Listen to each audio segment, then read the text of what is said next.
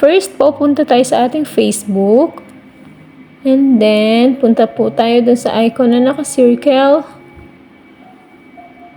And then po, meron kayong makikitang 3 lines dyan. I-click nyo lang. Then, yung switch account icon. And then, so ayan, nasa Facebook page na tayo, yung 3 lines. Again, paki-click.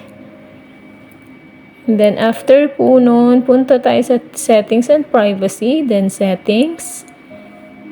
And then, punta po tayo sa page setup.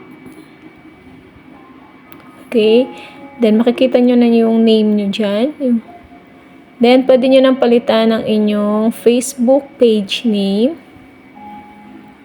Then, review change after that. Okay po. And after po nun, check nyo lang. Then, submit for approval. Then, okay na siya. Then, para ma-check natin, balik po tayo sa ating Facebook page. Okay. Punta tayo sa ating profile. So, ayan siya. Okay na.